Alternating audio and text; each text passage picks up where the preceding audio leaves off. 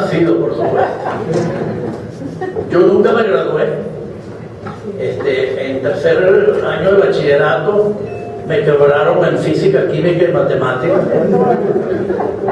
Lo volví a estudiar y me volvieron a quebrar. Y mamá me dijo, tú no sirves para nada.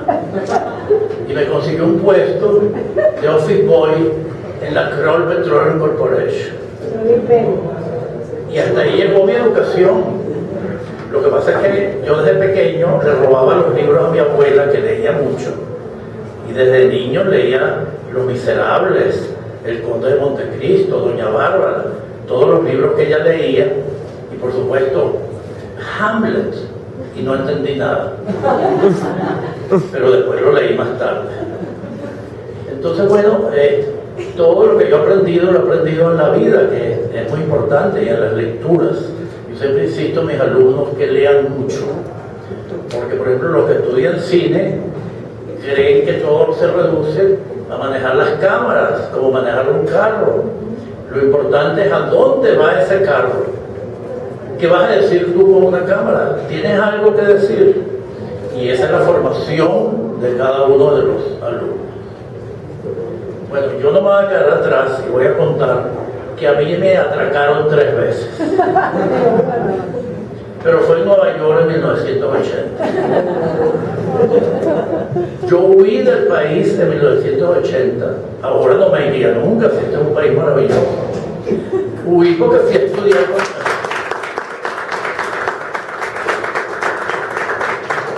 Fui a estudiar con Lee Strasberg en Nueva York, Direction on Acting, dirección de actores.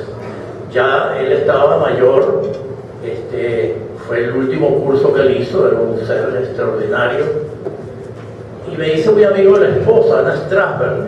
Voy a contar esta anécdota porque casi nadie sabe eso.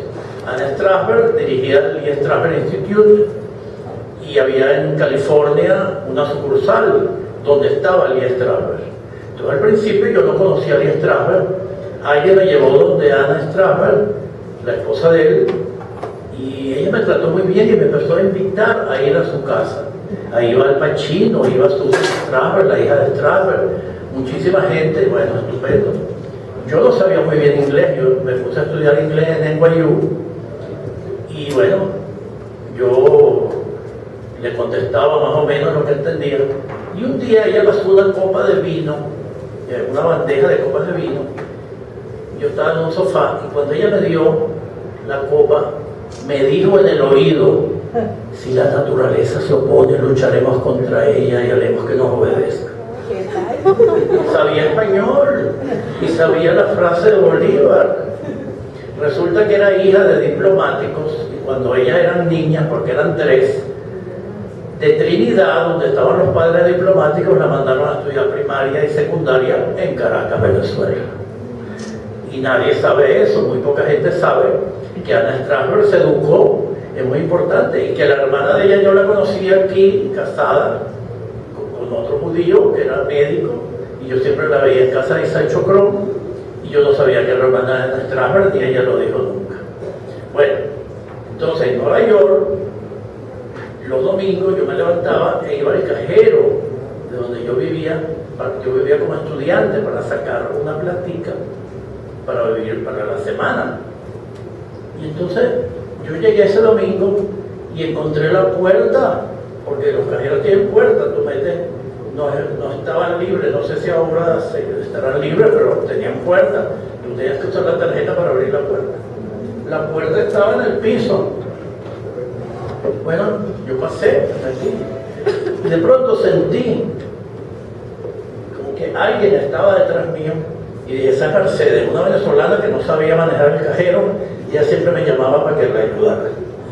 Cuando yo me iba a voltear a decir Mercedes, era un revólver gigantesco que me tenía puesto aquí y el hombre me dijo, hit me $500. Podía sacar $500. Sacaba 200, volvía a hacer la operación, sacaba otros 200 y sacaba 100.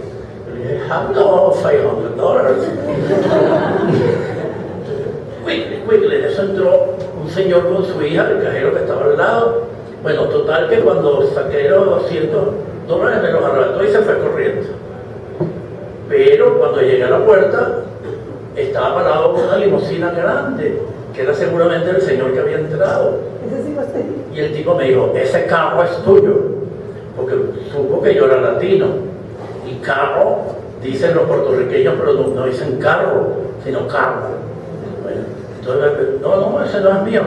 Bueno, sigue. Ahí me asusté un poco, yo no estaba asustado. Pero cuando llegué a mi casa, que era media cuadra, el apartamentico donde vivía, cuando abrí la puerta, me asusté muchísimo, me acosté. O sea que ya yo sé que cuando me pase algo no me voy a asustar en el momento, sino una hora después. La verdad. Después me volvieron a atracar en la calle, fui a comprar un refresco, y entonces saqué un billete de $20. Cogí mi refresco, me metí en eso aquí, seguí caminando, era la calle 42. Y de pronto sentí un jalón, ¿vieron esto?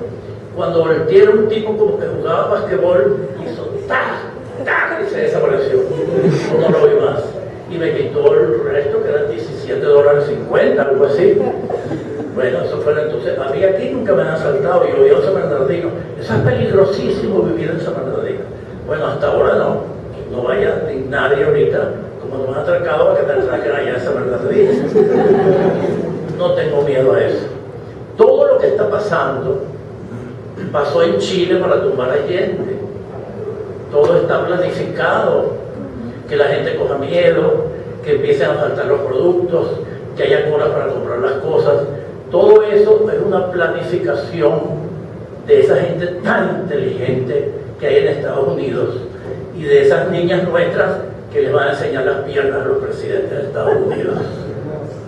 Todo está planificado, porque ellos no conciben no estar en el poder, porque cuando ellos estuvieron en el poder pasaban las cosas más terribles del mundo, y entonces eso lo ocultan, y ahora están poniendo en los periódicos las cosas más horribles sobre Venezuela.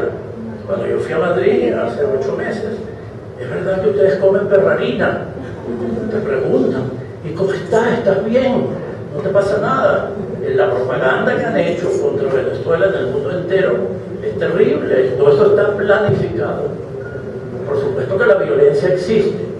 Desde que Caín mató a Abel existe la violencia, y quizás antes. ¿Y qué pasó? Porque yo revisé toda la lista de las 22 películas que yo he hecho. La primera fue en 1957 y era sobre la violencia. Mis películas son sobre la violencia en los 50, la violencia en los 60, la violencia en los 70, la violencia en los 80, y ahora quieren exacerbar e inventar que Maduro inventó la violencia. Entonces todo es planificado y es exacerbado. Ya mis compañeras maravillosamente, y mejor que yo porque son estudiosas, lo han explicado con sus maravillosos gráficos y sus maravillosas palabras. Tenemos que, yo me he entregado también a pacificar, a esas reuniones de pacificación, porque a mí me da mucho miedo, eso sí me da miedo, que esto de pronto se transforme en una guerra civil. Ellos son capaces, para tomar el poder, de hacer una guerra civil. Y esos son pasos que tenemos que evitar. Por eso hay que hacer la pacificación de todas maneras como sea posible.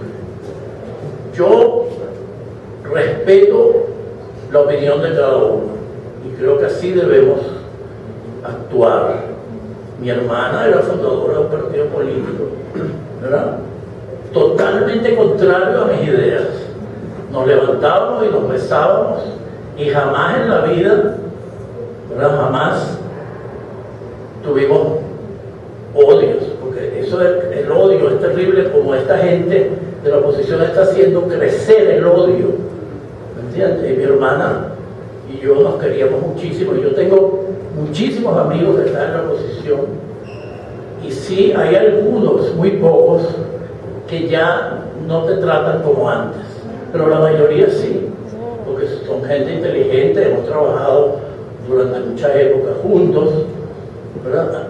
Lo único desagradable que yo me he encontrado, el otro día entré en Lubebras y había una viejita que cuando me vio